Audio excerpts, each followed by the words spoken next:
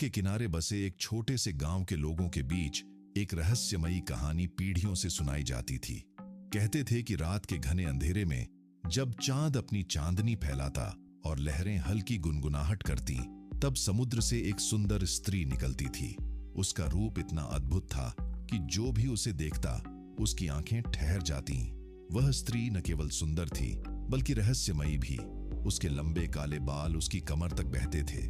उसकी आंखों में समुद्र की गहराई झलकती थी और उसकी चाल में ऐसी ठहराव थी जैसे वह सागर का हिस्सा हो। लेकिन उसकी पहचान एक रहस्य थी।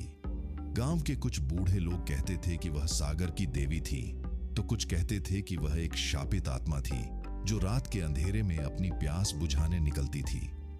रात के समय जब कोई जहाज किनारे से गुजरता तो वह सागर से निकलती और उस जहाज को अपने वश में कर लेती।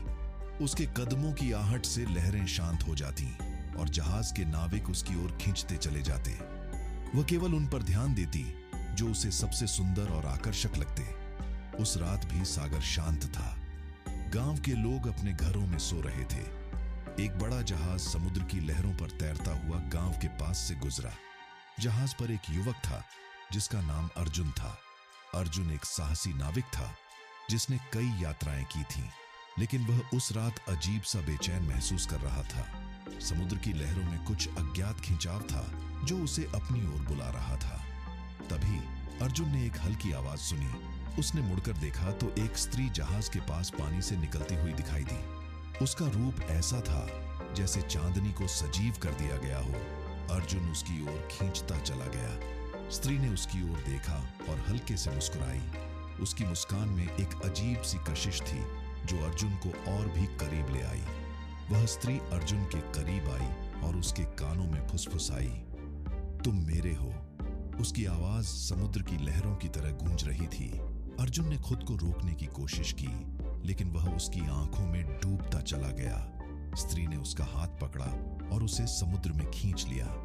अर्जुन को ऐसा महसूस हुआ जैसे वह एक दूसरे संसार में प्रवेश कर रहा हो। समुद्र के नीचे एक अद्भुत नगरी थी जहां मोतियों और शंखों से बने महल थे। वह स्त्री अर्जुन को अपने साथ वहां ले गई। उसने अर्जुन से कहा कि वह उसे तब तक नहीं छोड़ेगी जब तक उसकी प्यास नहीं बुझ जाती। अर्जुन ने पूछा, तुम्हारी प्यास क्या है? स्त्री ने गंभीर स्वर में कहा, मैं सागर की पुत्री हूं जिसे शाप दिया गया था कि मैं तब तक शांत नहीं हो सकती जब तक मैं अपने लिए एक साथी न पालूं। लेकिन मेरे साथ रहना आसान नहीं है। जो भी मुझे चुनता है उसे अपने जीवन का बलिदान देना पड़ता है। अर्जुन के सामने दो रास्ते थे। पहला, वह अपने जहाज पर लौट जाए और अपना जीवन सुरक्षित कर ले। दूसरा, वह इस अद्भुत स्त्री के साथ रहे और अपने जीवन का बलिदान दे दे।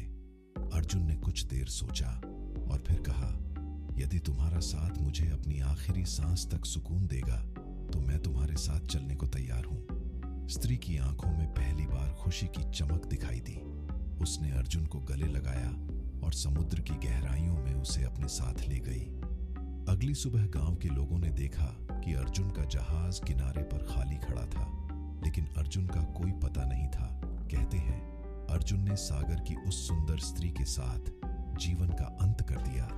लेकिन आज भी जब कोई जहाज रात में उस रास्ते से गुजरता है तो लोग कहते हैं कि समुद्र से वह स्त्री निकलती है।